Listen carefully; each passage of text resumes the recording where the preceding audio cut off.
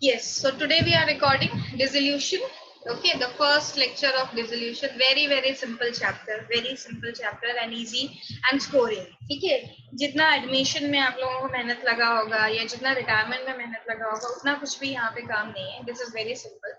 First, we'll have to understand what do you mean by dissolution of partnership. ठीक है, अब dissolution of firm हो रहा है. Dissolution of firm का मतलब क्या होता है? Let me explain. That firm is winding up, मतलब firm is going stopping its business. कोई भी reasons हो सकते हैं for stopping its business. Maybe you know two partners थे firm में, उसमें से एक partner की death हो जाए, उसको कोई दूसरे तरह का problem हो जाए, जैसे कि insolvent हो गया या उसका lunacy हो गया, ठीक है, दिमाग खराब हो गया. All these things can be reasons for the dissolution of the firm.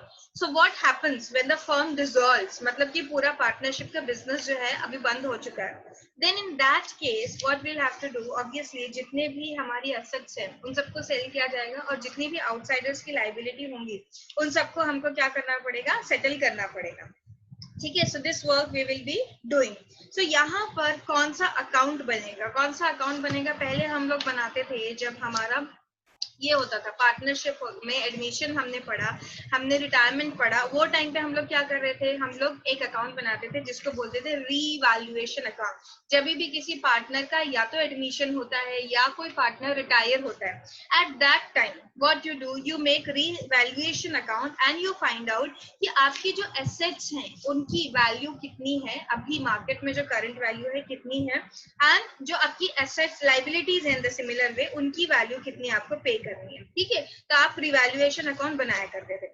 लेकिन यहाँ पर वो रिवैल्यूएशन अकाउंट नहीं होगा, this will be realisation account. क्यों रियलाइजेशन अकाउंट? बिकॉज आप बाहर वालों को ये सारी एसेट्स वगैरह सब सेल कर रहे हैं, मतलब मार्केट में इनको सेल कर रहे हैं और यू आर पेइंग. ठीक है, so what is happening over here, यहाँ पर सारा रियलाइजेशन करना है, एसेट्स कितनी रियलाइज हो रही है वो हमें देखना है और कितनी बाहर वालों की लाइबिलिटी पे करना है. So this is one difference that you are going to do dissolution में. अच्छा, एक और बात जो बहुत कॉमनली बार बार आपको थ्योरी क्वेश्चन में पूछा जाता है, बड़ा फेमस क्वेश्चन है, that what is dissolution of partnership and dissolution of partnership firm. These are two different things. Dissolution of partnership का मतलब होता है कि profit sharing ratio among the partners is changing. ठीक है, जैसे कि नए पार्टनर का एडमिशन किया तो profit sharing ratio is changing, या फिर कोई पार्टनर का डेथ हो रहा है, वो बाहर जा रहा है तो उसकी वजह से भी profit sharing ratio is changing, या फिर किसी पार्टनर की रिटायरमेंट हो रही है सो उसकी वजह से भी profit sharing ratio is changing. What is that? That is what it is, dissolution of partnership firm or dissolution of partnership? Firm. I can't hear. Who said? It is dissolution of what? Firm or dissolution of partnership? Firm. Dissolution of partnership. Dissolution of firm is this chapter what we are studying now, starting today. ठीक है, dissolution of partnership मतलब partners के बीच में जो relationship है वो change हो रहा है, या तो किसी नए पार्टनर के आने की वजह से, अदरवाइज किसी पार्टनर के जाने की वजह से. जाने का रीजन या तो डेथ हो सकता है या रिटायरमेंट हो सकता है. That is dissolution of partnership. And dissolution of firm मतलब जबकि फर्म ही बंद हो गई है, वहां पे कोई पार्टनर जा रहा था या आ रहा था, यहाँ पे फर्म ही बंद हो गई है, फर्म का बिजनेस ही बंद हो गया है. That is called dissolution of firm और that is called partnership, dissolution of partnership. ठीक है, थ्योरी के पॉइंट ऑफ व्यू से दिस क्वेश्चन इज इंपॉर्टेंट. आप अपनी बुक में देखेंगे इस क्वेश्चन को, वहां से आप लोग अच्छे से रीड कर लीजिएगा, बिकॉज थ्योरी में बहुत बार ये क्वेश्चन पूछा जा चुका है.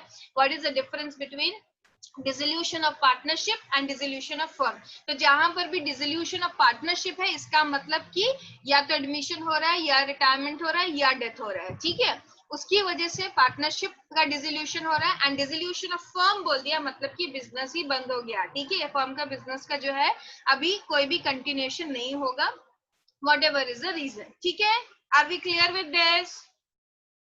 Yes, Yes, ma'am. no? Yes, ma'am. Okay, fine.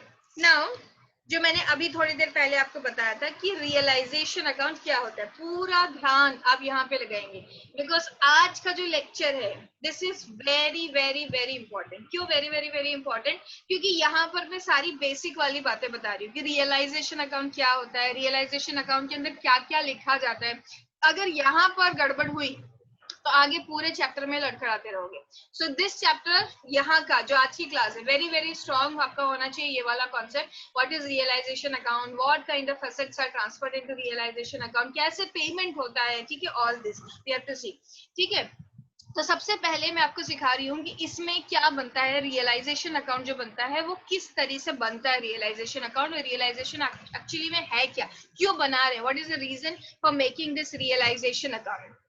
सो अभी लिखना नहीं है, अभी सिर्फ सुनने का काम करेंगे। व्हाट इज रियलाइजेशन अकाउंट, मैं पहले फॉर्मेट बना रही हूँ और फॉर्मेट के साथ साथ ही आपको सिखाते जा रही हूँ कि ये रियलाइजेशन अकाउंट के अंदर क्या क्या चीजें आती है। ठीक है, realization account is an account which is made at the time of, always at the time of dissolution of firm, ठीक है, ना dissolution of partnership। dissolution of partnership के अकाउंट में कौन सा अकाउंट बनाते हैं, रियलाइजेशन की रिवैल्यूएशन, रिवैल्यूएशन वहां पे रिवैल्यूएशन अकाउंट बनता है, और यहाँ पर कौन सा अकाउंट बनता है, यहाँ पर रियलाइजेशन अकाउंट बनता है। तो अकाउंट का नाम क्या है, अकाउंट का नाम है रियलाइजेशन अकाउंट। ठीक है, realisation account is the name of this account.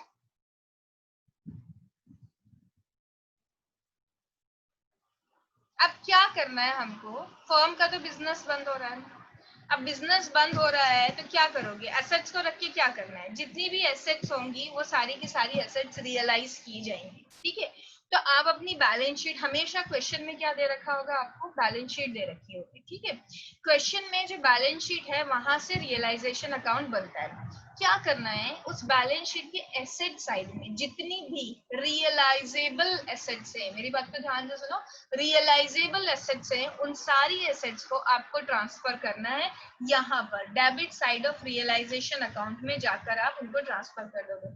Now what do you mean by realisation assets, ऐसी एसेट्स जिनको मार्केट में सेल करके कुछ पैसा कमाया जा सकता है। अब आप बोलेंगे एसेट साइड में तो सारी एसेट्स वैसी होती है, ऐसा नहीं होता है।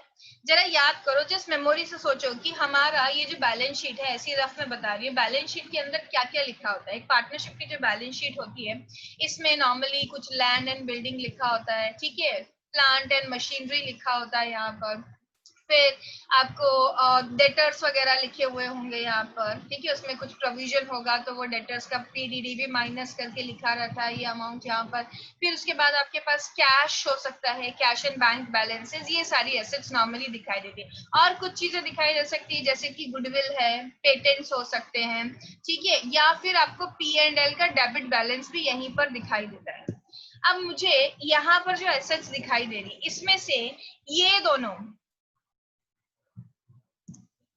ये जो कैश है और ये बैंक है, क्या इसको मैं बाहर जाके बेच सकती हूँ या ऑलरेडी लिक्विड ही है, ऑलरेडी लिक्विड है। Already liquid. ऐसी कौन सी दुकान है जो कैश खरीद के, कुछ नहीं, कोई नहीं लेगा, कैश तो कैश ही है ना, उसको क्या लिक्विड करना। हम क्या कर रहे हैं, सारी की सारी एसेट्स को लिक्विडेट कर रहे हैं, रियलाइज कर रहे हैं। तो कैश का क्या रियलाइज करना, कैश तो ऑलरेडी कैश ही है, उसको क्या किसमें कन्वर्ट करोगे, बाहर वालों को पे करने के लिए you need money, that is why you are selling all the assets. ठीक है, तो इसको तो ट्रांसफर करना ही नहीं है, रियलाइजेबल एसेट्स बोला, this will not be transferred. ठीक है, अब ये जो P&L का डेबिट बैलेंस है, मतलब जो लॉस हो रखा है उसको आपने ट्रांसफर किया हुआ है एसेट साइड में और वहां दिखा रहे हो एज अ डेबिट बैलेंस करके दिखा रहे हो। तो इसको क्या जरूरत है ट्रांसफर करने की, कोई लॉस खरीदेगा क्या, nobody is going to buy a loss. अगर आप मार्केट में बेचने जाओगे तो ये तो ना तो टेंजेबल एसेट है ना इंटेंजेबल एसेट है, this is nothing, this is just a entry we have pass, so this can not be sold in the market. इसी का एक भाई होता है एडवर्टीजमेंट सस्पेंस अकाउंट, होता है ना, ये डेफर्ड रेवेन्यू करके कुछ आता है, एडवर्टीजमेंट सस्पेंस अकाउंट, वो भी क्या होता है, फिक्टिशियस एसेट्स है ये सब, इसको भी आप मार्केट में सेल नहीं कर सकते। So this both these things will not go. कितना हो गया, कैश बता दिया मैंने आपको, बैंक नहीं जाएगा, कोई प्रॉफिट एंड लॉस का डेबिट बैलेंस लिखा हुआ है एसेट साइड में वो नहीं जाएगा, एंड कोई एडवर्टीजमेंट सस्पेंस वगैरह हुआ तो वो नहीं जाएगा। ठीक है, फिर क्या नहीं जाएगा, अब ये देखो डेटर्स तो ठीक है, डेटर्स को आप रियलाइज कर सकते हो, उनसे पैसा मंगवा सकते हो, but what about provision for doubtful debt? Provision for doubtful debt तो हम according to the concept of prudence की हो सकता है कि कुछ लोग हमारा पैसा ना दे, डूब जाए, कुछ बैड डेट्स हो जाए, उसके लिए प्रोविजन बना देते। लेकिन ये कोई ऐसी एसेट है क्या जिसको सेल करेंगे मार्केट में तो कुछ मिलेगा? आंसर इज नो, कुछ भी नहीं मिलेगा। इसको तो हमने सिर्फ प्रोविजन बना के लिखा हुआ है कि ऐसा अज्यूम करते, अपने एक्सपीरियंस से हमको पता चला कि हर साल कुछ ना कुछ लॉस हो जाता है, तो some loss can be there, ठीक है, that is what we have done. हम लोगों ने यहाँ पे प्रोविजन फॉर डाउटफुल डेट करके लिख दिया है, तो इसको भी ट्रांसफर नहीं करोगे। अब कहने का मतलब ये है कि यहाँ पर डेटर्स का कुछ अमाउंट लिखा है, फॉर एग्जांपल 50,000 का अमाउंट इनर कॉलम में लिखा हुआ है, ठीक है, उसमें से आपने माइनस किया लेट्स से 5,000 रुपीज और आप ट्रांसफर करते हो यहाँ पर बाहर वाले कॉलम में, आउटर कॉलम में 45,000। तो जब हम इसको ट्रांसफर करेंगे कहां पर? Realisation account. अभी क्या डिस्कशन हो रहा है कि यहाँ से कौन कौन सी चीजें उठानी है और रियलाइजेशन अकाउंट में भेजनी है। तो मैं क्या बोल रही हूँ, ये बाहर वाला जो फिगर है ना, इसको कर दो इग्नोर, और यहाँ पे जो ग्रॉस है दिस इज कॉल्ड ग्रॉस, और जो माइनस करके आता है दिस इज कॉल्ड नेट। तो नेट की तरफ ध्यान मत दो, नेट को भूल जाओ और सिर्फ ग्रॉस वाले फिगर को उठाओ और कहां पे ले जाओ? रियलाइजेशन अकाउंट के डेबिट साइड में इसको ट्रांसफर कर दो, ठीक है? Yes, ma'am. Now we have to see land and building. Obviously land and building will be transferred, any plant and machinery will be transferred, any other assets name like any furniture, fixtures and so on, all that will be transferred. Now what about goodwill? Yes, goodwill is also a realizable asset. Goodwill can be sold in the market, it is intangible asset, so this will also be transferred. This is a very special point about this will also be transferred, because आप जब admission पढ़ते हैं या retirement पढ़ते हैं, वहां पे हम गुडविल क्या करते हैं? पार्टनर्स कैपिटल अकाउंट में जाते हैं, डेबिट साइड में लिख के उसको राइट ऑफ करते हैं। वो ट्रीटमेंट यहाँ नहीं देना है, बिकॉज मैंने क्या बोला, एक वर्ड ध्यान रखना हमेशा, realisable assets are being transferred to realisation account, ठीक है? तो रियलाइजेबल एसेट क्या गुडविल है या नहीं है, ऐसा क्वेश्चन करना अपने माइंड में। And if your answer is yes, yes it is realisable, कोई पेटेंट हुआ, कुछ और कॉपीराइट्स वगैरह हुआ, रियलाइजेबल है, सेल हो सकता है मार्केट में, only thing is that it doesn't have the physical existence, तो उससे तो कोई फर्क ही नहीं पड़ता। जिससे भी पैसा आ रहा है जाओ भेजो, सबको कहा करो रियलाइजेशन अकाउंट के डेबिट साइड में ट्रांसफर करते जाना है हमें, ठीक है? बस यही सिंपल लॉजिक लगाना है as far as asset side is concern, ठीक है? तो एसेट साइड में जितनी भी एसेट्स लिखी हुई है, जो भी रियलाइजेबल एसेट्स है, उन सारी रियलाइजेबल एसेट्स को उठाकर हम कहाँ लिख देते हैं?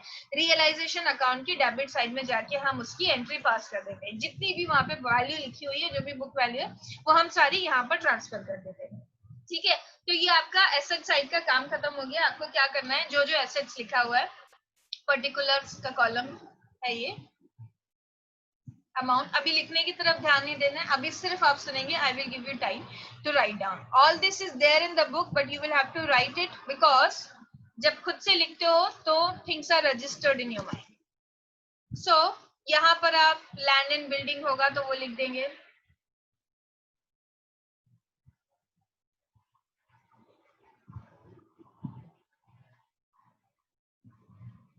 अगर कोई प्लांट एंड मशीनरी है उसको लिख देंगे, कोई डेटर्स है, ये डेटर्स का जो पॉइंट है स्पेशल है, तो इसलिए यहाँ पे मैं दूसरे कलर से लिख रही हूँ। कौन सी वैल्यू लिखनी है? ग्रॉस, मतलब जो इनर कॉलम में before deducting provision for doubtful date जो आपने लिखा हुआ है, वो वाली वैल्यू ऑफ डेटर्स यहाँ पर लिखेंगे आप लोग, ठीक है? फिर उसके बाद कुछ और है, जैसे कि इन्वेस्टमेंट है, स्टॉक है,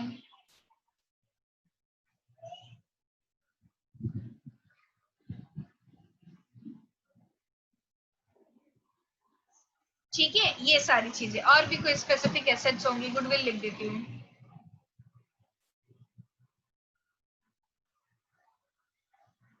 और गुडविल के ऊपर स्टार मार्क लगा देंगे। याद रखना कि गुडविल इज ऑलवेज ट्रांसफर, ठीक है? बाकी जगह पर नहीं होता है, लेकिन यहाँ पर goodwill is transfer to realisation account. अगर हम रीवैल्यूएशन अकाउंट बना रहे होते हैं तो यहाँ गुडविल वगैरह नहीं आता है, ठीक है। वहां पर तो सिर्फ वही वाली एसेट्स या लाइबिलिटीज को टेक इनटू अकाउंट करते हैं जिनमें कोई चेंज इन वैल्यू हुआ है, या तो इंक्रीज हुई है या डिक्रीज हुई या कुछ अनरिकॉर्डेड था उसको आप लिखते हैं। यहाँ पर वैसा नहीं होता है, ठीक है। So are we all clear with this? ये देखना है what is going to the credit side of this account. Credit side में इतनी बात तो समझ में आ गई होगी, अभी तक थोड़ी सी हिंट लग गई होगी कि अगर इस तरफ हमने सारी की सारी एसेट्स ट्रांसफर करी हैं तो इस तरफ हम क्या ट्रांसफर करने वाले होंगे? ऑब्वियसली यहाँ पर हम लाइबिलिटीज ट्रांसफर करने वाले होंगे। अब लाइबिलिटी साइड में थोड़ी और ज्यादा चीजें हैं जिसके ऊपर हमें ध्यान देना है, ठीक है। So let us go back here, इसको तो हटा देते हैं, ये हमें समझ में आ गया। अब फिर से हम जरा इमेजिन करते हैं कि हमारी जो बैलेंस शीट होती है, बैलेंस शीट दी होगी हमेशा at the date of dissolution हमको, कि इस डेट पर ये बैलेंस शीट थी और ये सारी चीजें अपीयर कर रही थी। फॉर एग्जांपल ये नॉर्मल एक जो बैलेंस शीट होती है उसमें क्या क्या आता है? एक तो कैपिटल अकाउंट्स आते हैं पार्टनर्स के, ठीक है। सारे पार्टनर्स के capital account, suppose A B C 3 partners are there, तो इन सबके कैपिटल अकाउंट देंगे। अगर they are following fixed capital method तो ऑब्वियसली उनके करंट अकाउंट भी अपीयर कर रहे होंगे यहाँ पे of all the partners A B and C. फिर क्या होगा? यहाँ पे रिजर्व्स भी होते हैं, जनरल रिजर्व होता है, आपने ये सुना होगा वर्कमैन कंपनसेशन रिजर्व,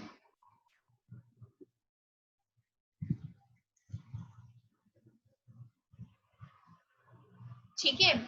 फिर उसके बाद ये एक होता है इन्वेस्टमेंट फ्लक्चुएशन रिजर्व,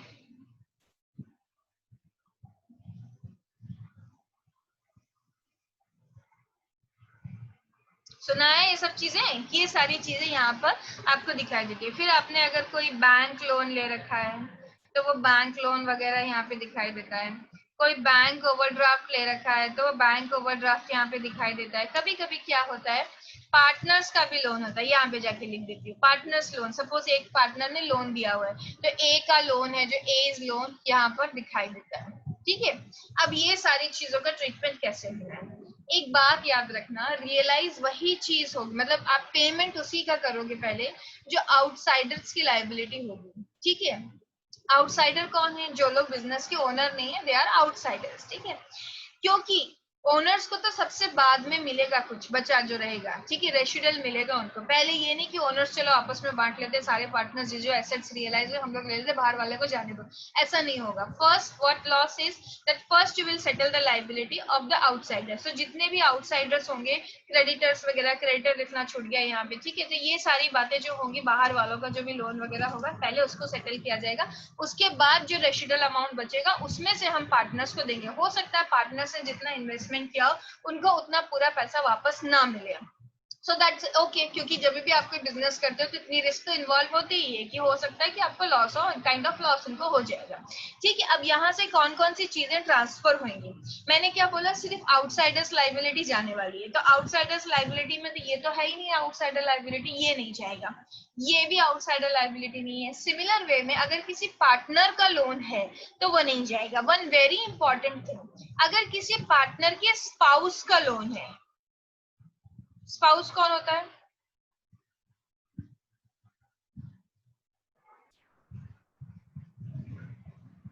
अरे कौन होता है स्पाउस? मैं जो लोन देता है स्पाउस कौन होता है मैं पूछ रही हूँ।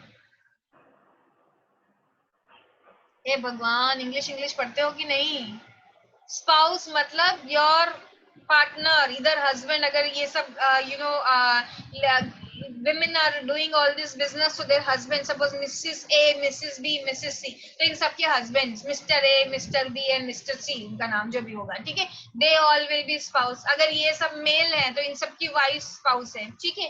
तो अगर वाइफ ने या हस्बैंड ने, वट एवर द केसेस, उन लोगों ने कुछ लोन दिया है तो दैट इज कॉल्ड स्पाउस का लोन है वो, ठीक है। तो स्पाउस का जो लोन है, स्पाउस थोड़ी ना पार्टनर है। मिस्टर ए इज पार्टनर, उसकी वाइफ इज नॉट पार्टनर, तो वो तो आउटसाइडर ही है। तो अगर किसी पार्टनर के हस्बैंड का या वाइफ का, स्पाउस का लोन दिया हुआ है, so that is called outsiders loan, ठीक है। और किसी भी रिलेटिव का लोन है, ठीक है, तो that is called outsiders loan. लेकिन पार्टनर का खुद का loan is not outsiders liability. तो ये बात ध्यान से पढ़नी है कि अगर स्पाउस का लोन दिया हुआ है that is definitely outsiders loan and it is going to get transferred to realisation account, लेकिन पार्टनर का खुद का लोन जो दे रखा है उसने, that is not treated as outsiders liability and इसको हम लोग रियलाइजेशन अकाउंट में ट्रांसफर नहीं करते हैं। ठीक है, तो स्पाउस का लोन जाएगा और पार्टनर का खुद का लोन नहीं जाएगा। क्रेडिटर, यस क्रेडिटर तो है ही आउटसाइडर, तो क्रेडिटर का तो जाना ही चाहिए अमाउंट जितना है।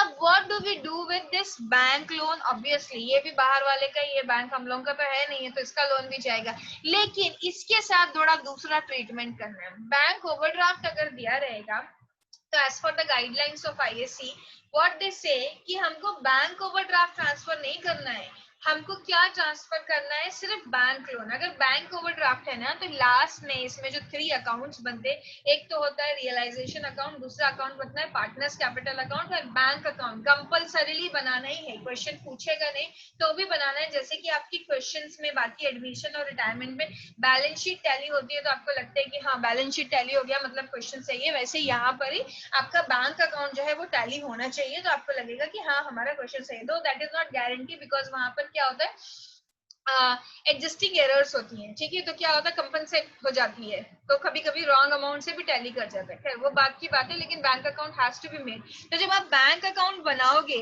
तो बैंक अकाउंट बनाते टाइम अगर आपने बैंक ओवरड्राफ्ट ले रखा होता है, तो नॉर्मली बैंक का बैलेंस आता है डेबिट साइड, लेकिन अगर आपने बैंक ओवरड्राफ्ट ले रखा है तो क्रेडिट साइड पे बैलेंस होगा, तो वहां पर जाके लिख देना इसको रियलाइजेशन अकाउंट में ट्रांसफर ना करो। ठीक है, मैं रिवाइज कर दूंगी एक बार दोबारा से ये सारी चीजें, आप सुनते जाइए। तो ट्राई टू रिटेन, अगर चाहिए तो you all are on mute, say it again with me, okay, so that you try to register it, क्योंकि ये सारी चीजें बहुत इंपॉर्टेंट है, ये जिसका भी थोड़ा भी कॉन्सेप्ट ढीला हो आगे के क्वेश्चंस नहीं कर पाएगा ना। जनरल रिजर्व, अब जनरल रिजर्व क्या है, इकट्ठा करा हुआ प्रॉफिट है, it doesn't belong to a person. General reserve क्या होता है, हम बोलते हैं कि हमने एक अकाउंट बनाया हुआ है जनरल रिजर्व करके, जहां पे हम जितना प्रॉफिट डिस्ट्रीब्यूट नहीं कर रहे हैं पार्टनर्स को, उसको हम अलग उठा के रखते जाते हैं, तो कोई भी आगे कुछ यूज होगा, कोई कंटिजेंसी आ गई, कुछ हमको कोई आगे ग्रोथ के लिए इन्वेस्टमेंट करना है कुछ, तो ये general reserve as the name suggest general है, कहीं पे भी यूज हो जाएगा। तो इसको बेचने थोड़ी ना जाओ, इसको कोई किसी को पे थोड़ी ना करना है, ये कोई आउटसाइडर लायबिलिटी, तो हमारा ही पैसा हमने उठा के अलग रखा हुआ था।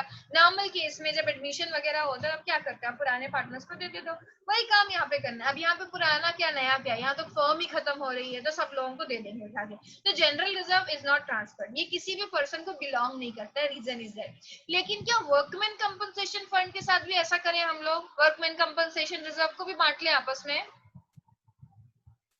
क्या करें बोलो तुम लोग? Shall we distribute it among the partners?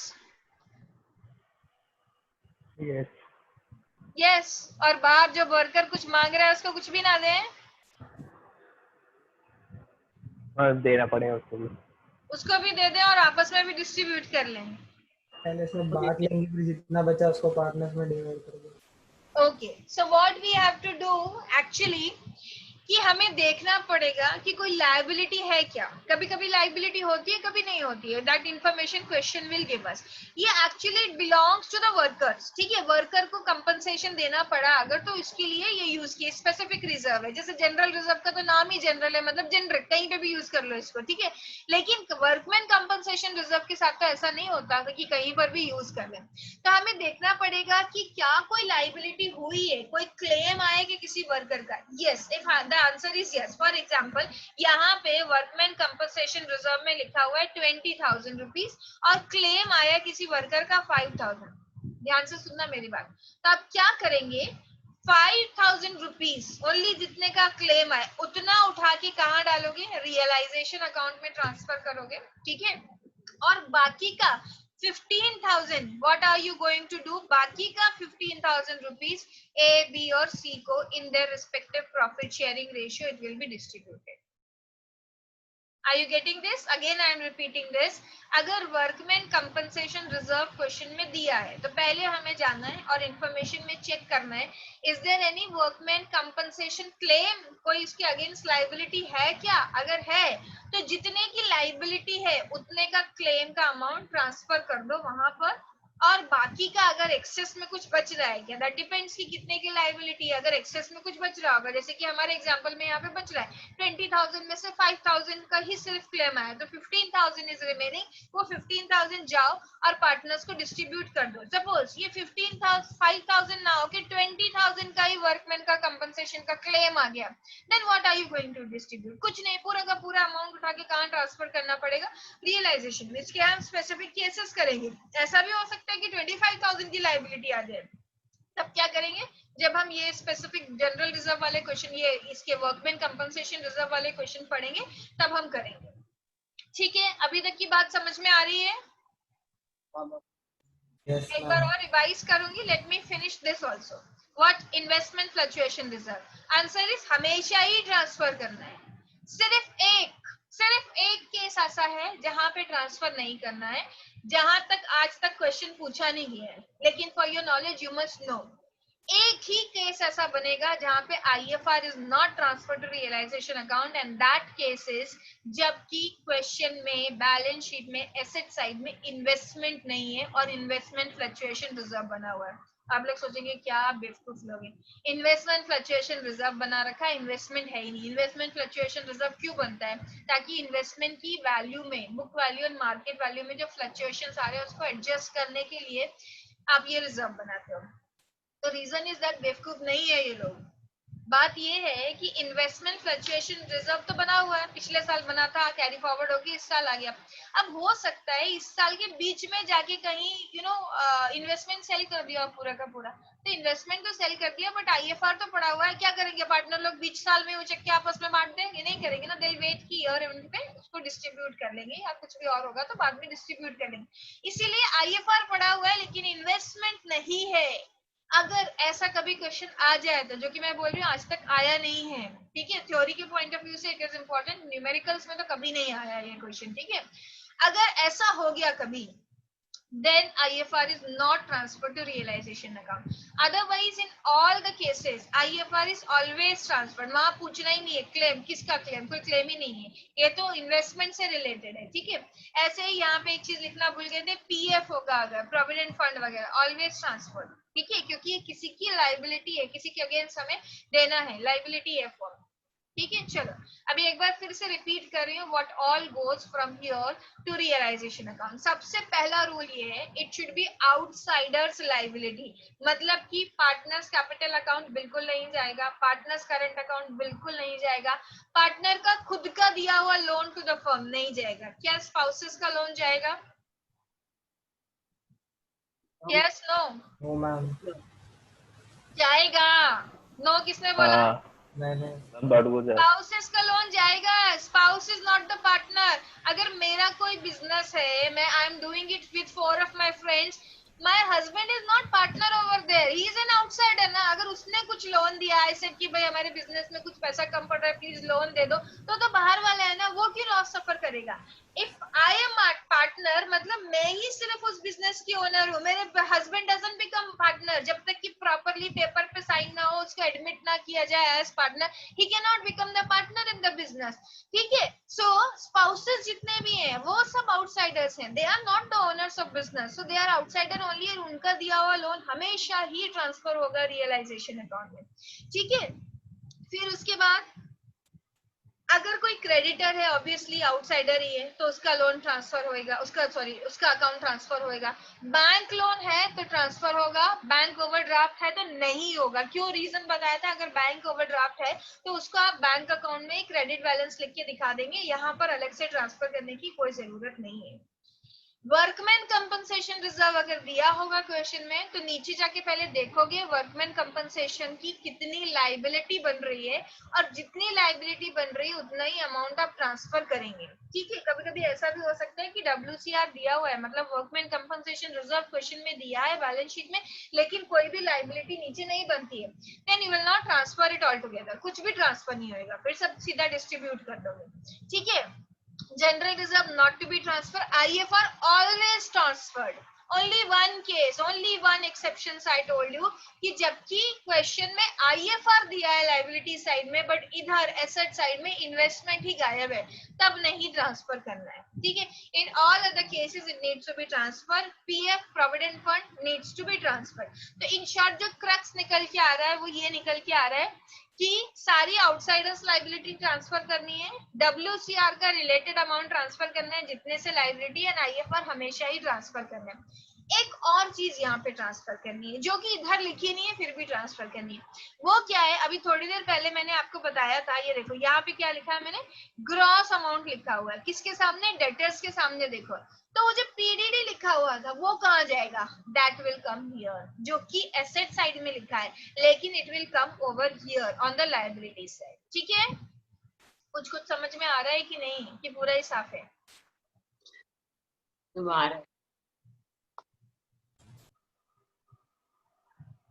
Now let's start writing. You all don't write. Let me write first of all what all will come here. By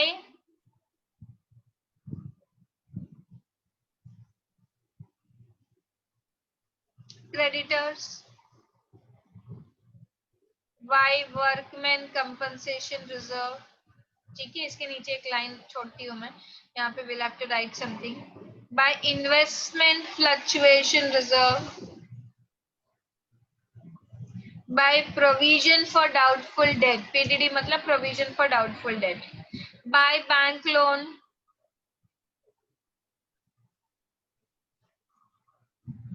by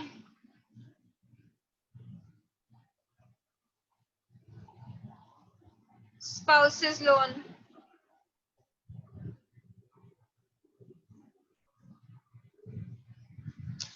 ठीक है। ये सारी चीजें यहाँ पर ट्रांसफर किया जाएगा।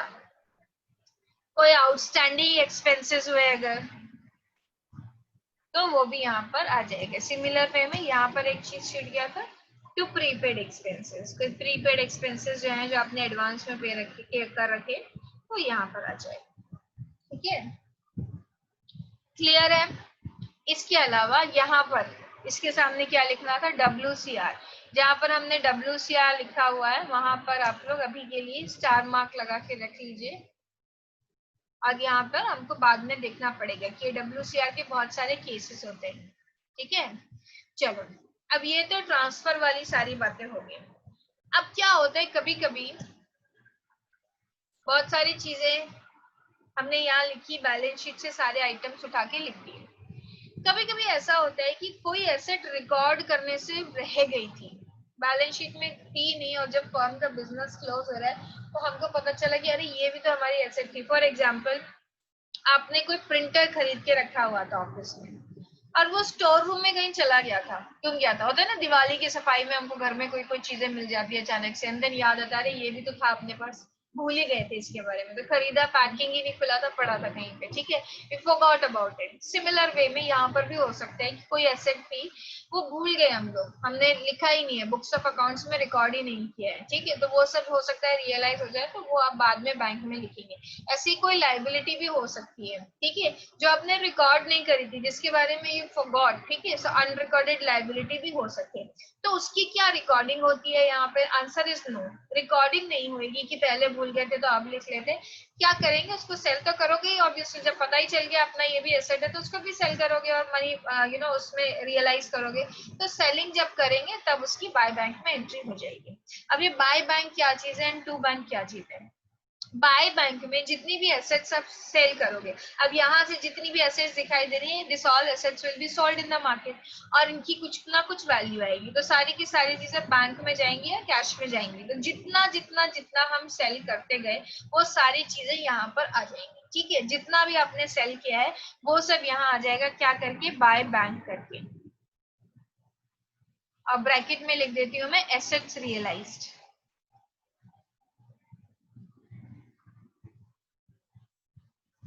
ऐसे ही जितनी भी आपने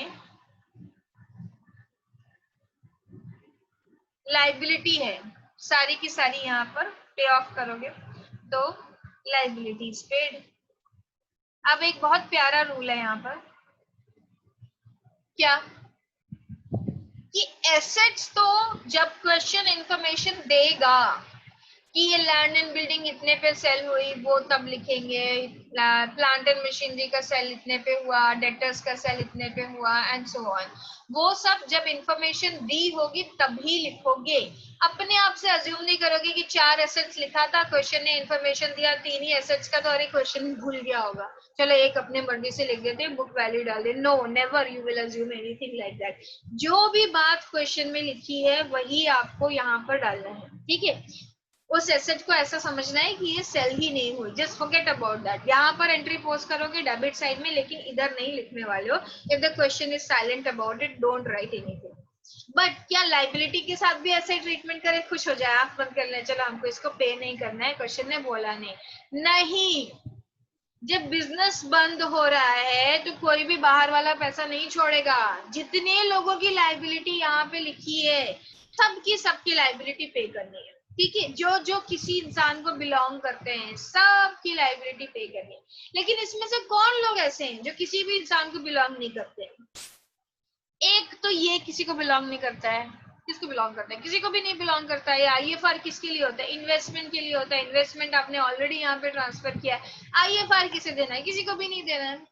दूसरी चीज किसको बिलोंग नहीं करती? ये पीडीडी किसको बिलोंग करता है? किसी को भी बिलोंग नहीं करता है। ये इसका कोई बैंक से लेना देना नहीं है, इसकी बस यहीं पे एंट्री पास होती है, बाकी नहीं। डब्ल्यूसीआर के बारे में मत सोचना ऐसा कि मैं हमने आईएफआर और पीडीडी के बारे में बोल दिया तो डब्ल्यूसीआर का भी ऐसे होगा। Assume, don't assume that. WCR is related to people, to workers. Workers की तो लाइबिलिटी पे करनी है। सिमिलर वे में अगर आपने इधर पीएफ ट्रांसफर किया तो पीएफ पे करना ही करना है। मतलब व्हाट इज द रूल? जितनी चीजें डेबिट साइड में एज एन एसेट ट्रांसफर करी है आपने रियलाइजेबल, उसका बाय बैंक में एंट्री यहाँ क्रेडिट साइड में सिर्फ और सिर्फ तब होगी जबकि क्वेश्चन बता रहे इतने में एसेट सेल हुई। सपोज क्वेश्चन ने यहाँ पर डेटर्स के बारे में कुछ बोला ही नहीं कि डेटर्स में से कितना रियलाइज हुआ, वील अज्यूम जीरो रियलाइजेशन, कुछ भी नहीं, यहाँ पे हम लिखेंगे ही नहीं। लेकिन यहाँ पर क्रेडिटर्स के बारे में क्वेश्चन चुप बैठा है, बता दिया उसने कि डब्ल्यूसीआर की इतनी लाइबिलिटी थी, बैंक लोन सेटल कर दिया, स्पाउस का लोन सेटल कर दिया एंड ऑल दैट, बट कुछ नहीं बोलता क्रेडिटर के बारे में। तो क्या हम अज्यूम कर लें क्रेडिटर को भी पे नहीं किया?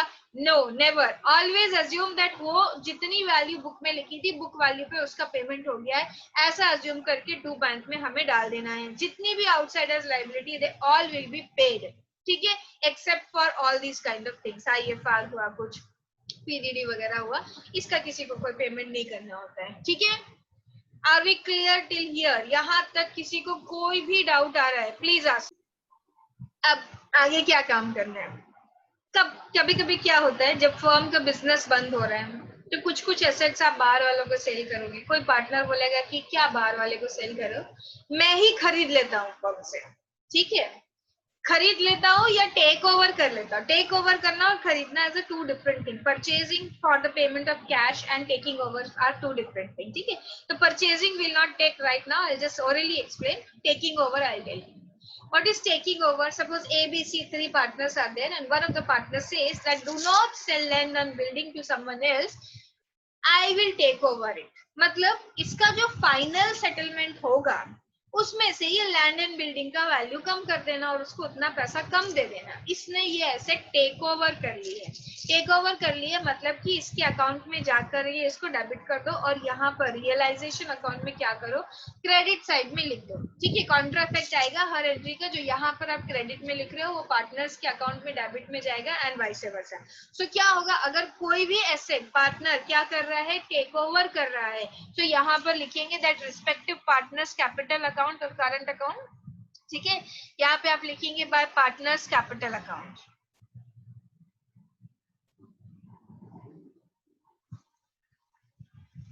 ब्रैकेट में लिख रही हूँ asset taken over,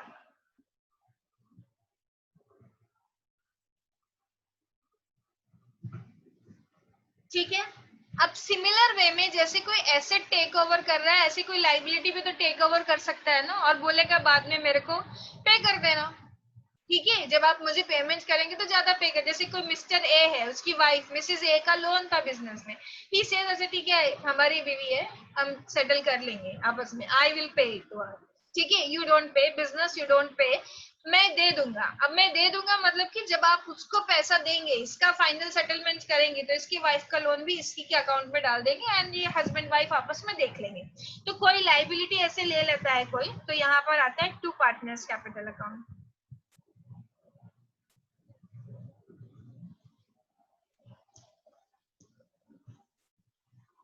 liability taken over.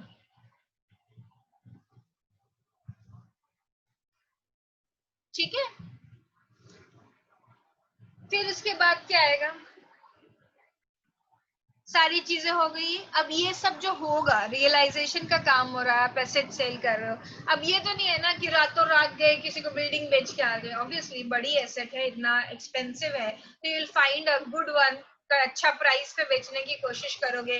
और ऐसे तो कोई मिलता भी नहीं है कि चलो झोले में डाल के निकले बेचने सड़क पे, ठीक है।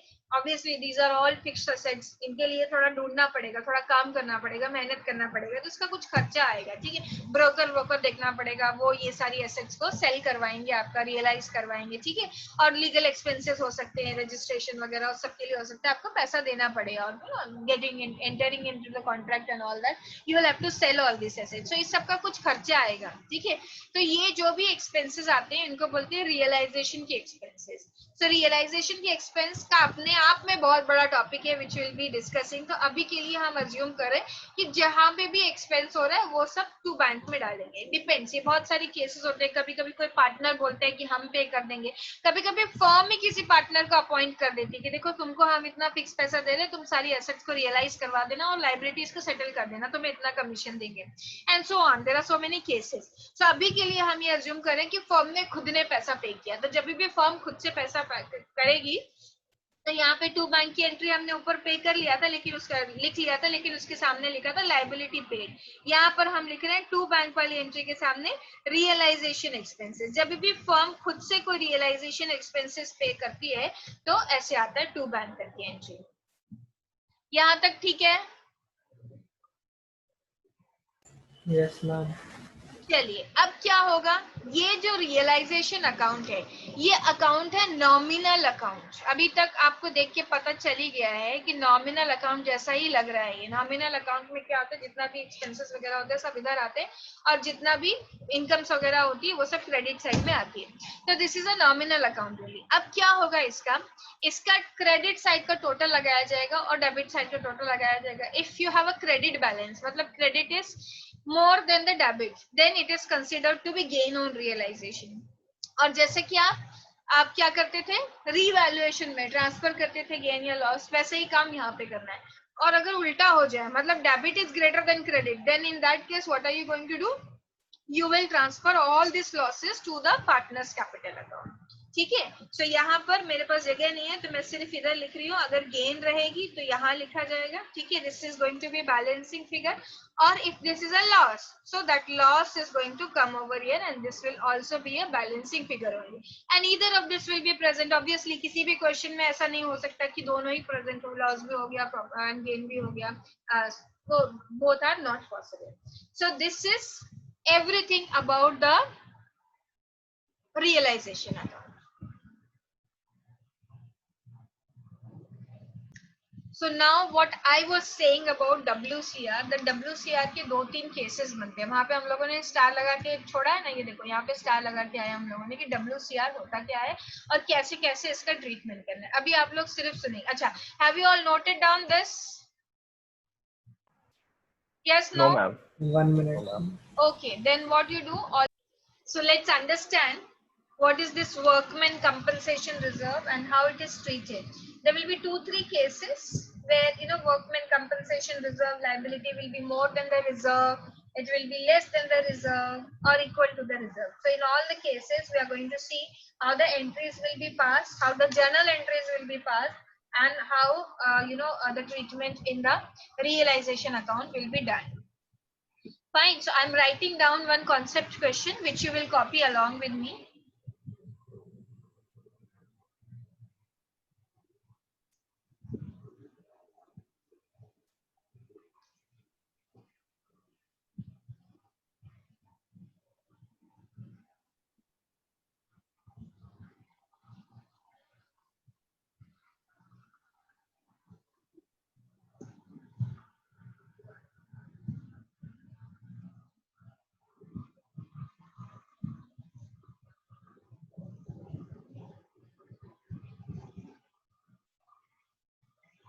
A and B are partners sharing profit and losses in the ratio of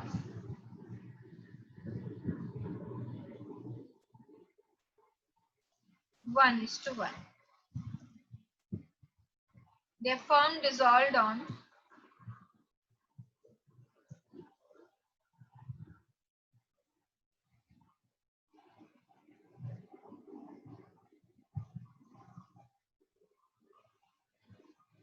31st March 2020.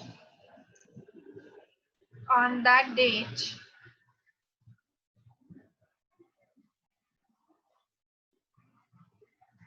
amount in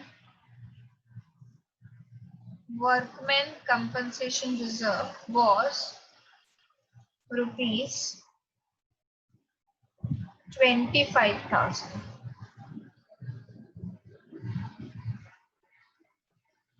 What will be the treatment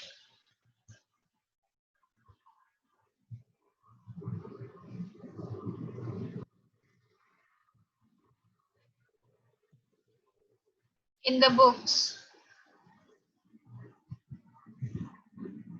in following cases?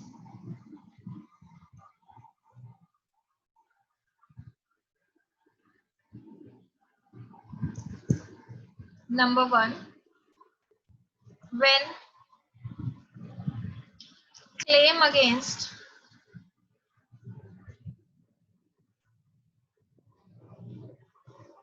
WCR is rupees 20,000. Number 2, when claim against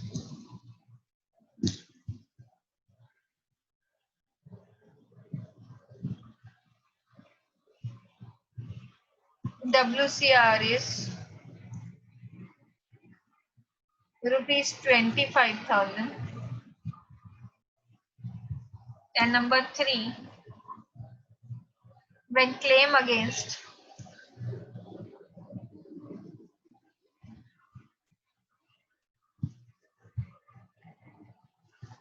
WCR is rupees 30,000.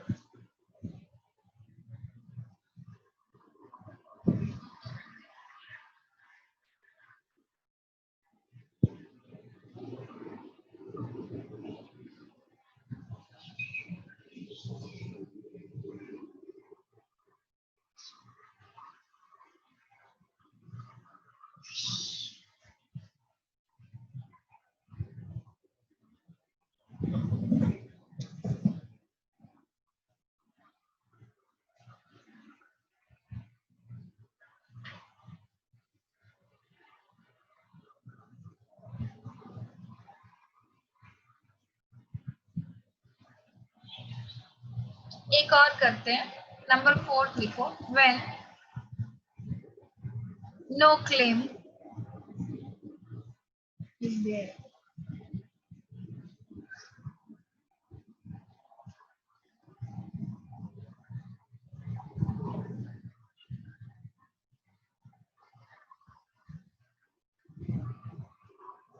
Have you noted? Yes, ma'am. चलो, let's see. We'll have to pass basically the journal entries over here. यहाँ पे लिखा है what will be the treatment in the books of account. यहाँ पर मैं bracket में लिख देती हूँ journal entries. ठीक है? You also write down the same journal entries. So how will be the treatment? Now let's see. We'll analyze the each situation and we'll pass journal entries. What is the amount of workmen compensation reserve which is existing in the books? This is 25,000. Fine. Now, in the first instance, what is happening? The liability or the claim against workmen compensation reserve is 20,000 rupees. इसका मतलब ये 25,000 में से 20,000 तो बाहर वालों का है, वर्कर्स को देना है आपको, वर्कमैन कंपनसेशन का आ गया, so you'll have to settle that claim. बाकी का बचा हुआ 5,000 whom does it belong to? It belongs to the partners, क्योंकि उन्हीं के प्रॉफिट में से आपने बचा बचा करके जो उनको शेयर ऑफ प्रॉफिट देना चाहिए था वो डिस्ट्रीब्यूट कम करके आपने WCR में ट्रांसफर किया था, so they have a right on it. Now remaining जो अमाउंट बचा, कितना अमाउंट बचा है यहाँ पे 5000 rupees is the remaining amount, this should be distributed among the partners. ठीक है, तो हम क्या करेंगे, बाकी का जो बचा हुआ अमाउंट रहेगा वो हम पार्टनर्स को ट्रांसफर कर देंगे। सो यहाँ पे एक्सेस कितने से 5000 से है, so this amount will be transfer to the partners. ठीक है, चलो, so how will be the entry passed for this, we'll have to make journal entry, this is my case 1। ठीक है, so case 1,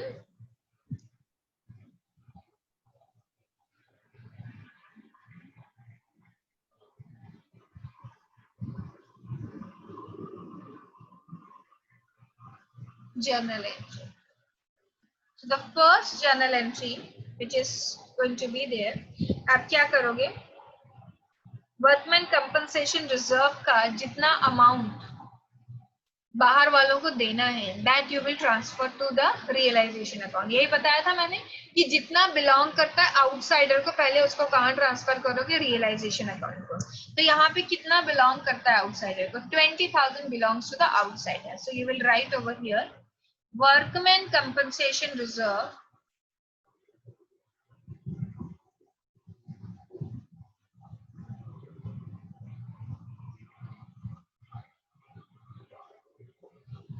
account debit to realization account. How much? Not 25,000. You will transfer 20,000 account amount.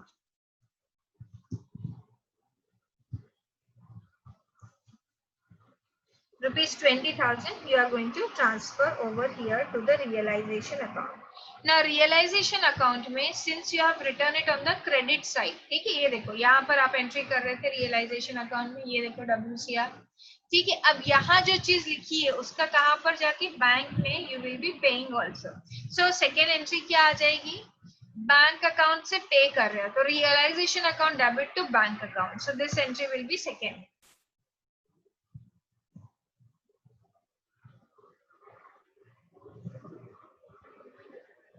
Realization account debit to bank account.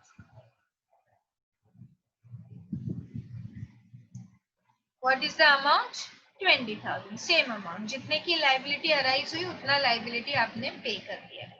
Now what about remaining 5,000 rupees? This should be distributed among the partners in their profit sharing ratio. देखो question में क्या लिखा हम लोगों ने, A and B are sharing profit and losses in the equal ratio 1:1. So हम क्या करेंगे, ये जो 5,000 rupees है वो दोनों partners को हम distribute कर देंगे।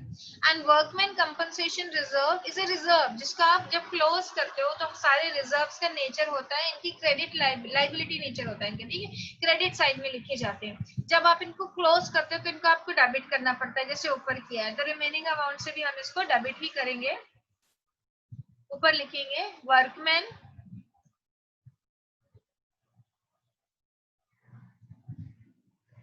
compensation reserve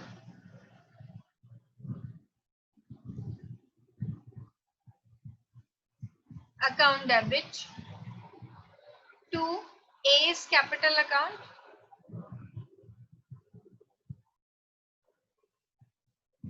and to B's capital account.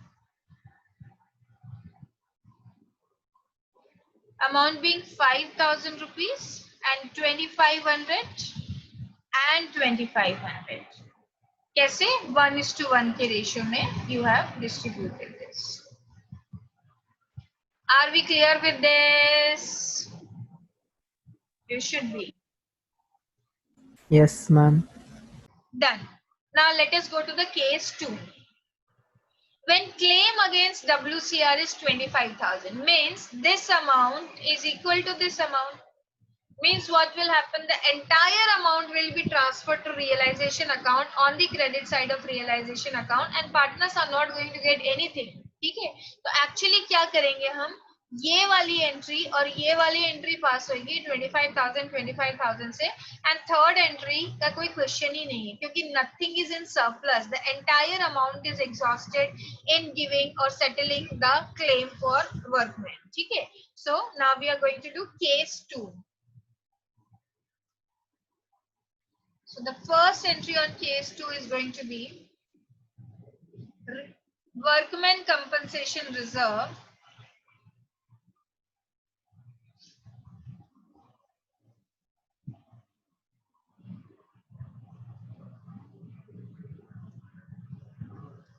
account debit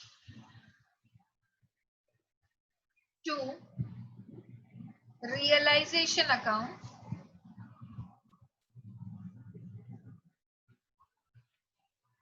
$25,000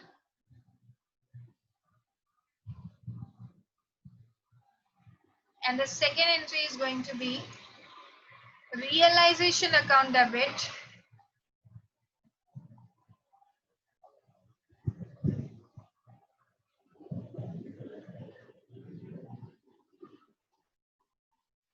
to bank account with the same amount 25,000.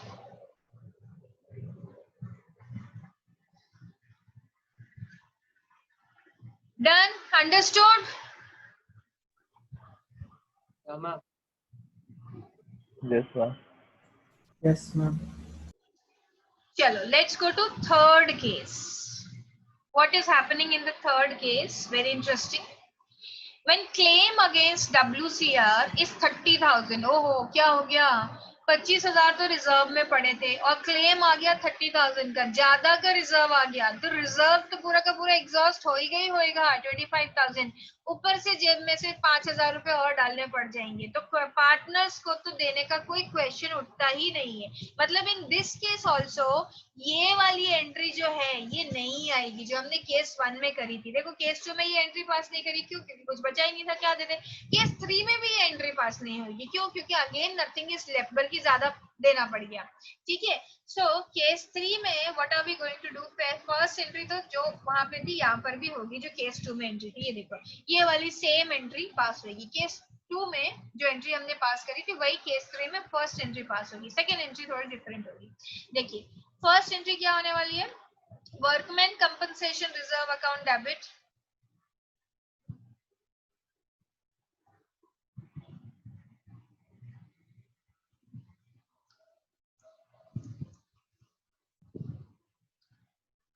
To realisation account.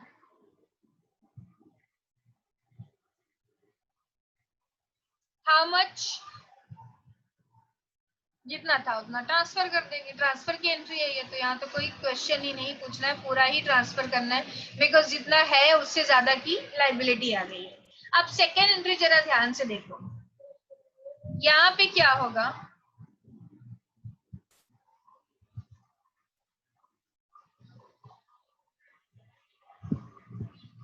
Realisation account को तो तुम डेबिट कर ही रहे हो, है ना? रियलाइजेशन अकाउंट को you will have to debit. ठीक है, अब बैंक में कितना जाएगा? क्या लिख दूं? 25 ही लिखूं कि 30 लिखूं? देखो क्लेम कितने का आया है?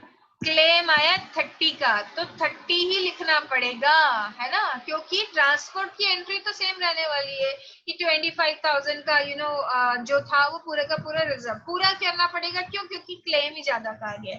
सो जैसे यहाँ पे हमने पूरा किया था, ज्यादा इसलिए किया था पूरा क्योंकि इतने के बराबर ही क्लेम आ गया था. यहाँ पे तो चॉइस ही नहीं थी कुछ, you have to shift entire amount has to be transfer. लेकिन यहाँ केयरफुल रहना, इधर 30,000 लिखना, ये नहीं कि लाइबिलिटी तो चाहे कितने की भी हो, हमारे पास तो 25,000 रुपये है, ये थोड़ी बोल सकते हो. वर्कर्स को तो सेटल करके देना पड़ेगा, ये आपकी गलती है, मैनेजमेंट की मिस्टेक है. अगर कम का रिजर्व बनाया तो ज्यादा देना पड़ेगा, लाइबिलिटी अगर ज्यादा की अराइज होगी तो. ठीक है, तो ज्यादा आप दोगे, ऐसा करोगे. ऑब्वियसली थर्ड एंट्री का तो कोई सवाल ही पैदा नहीं होता, कुछ बचा ही नहीं तो क्या दोगे पार्टनर्स को? कुछ भी नहीं. No question of third entry. ठीक है, is this clear to all of you? Yes. Yes, ma'am. Chalo, let's go to the fourth case. Have you all noted this? 1 minute. Yes.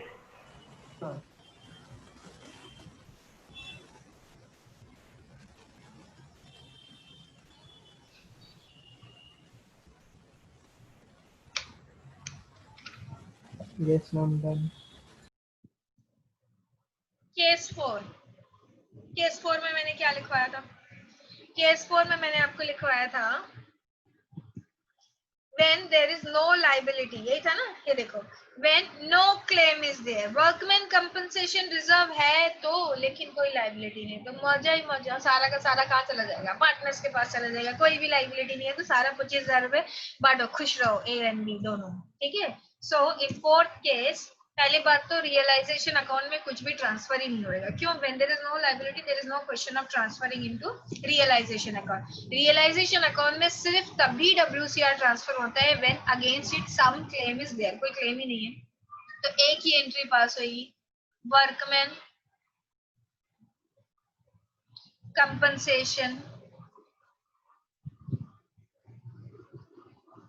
Reserve account debit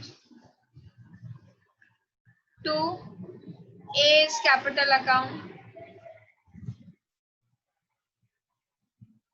to B's capital account.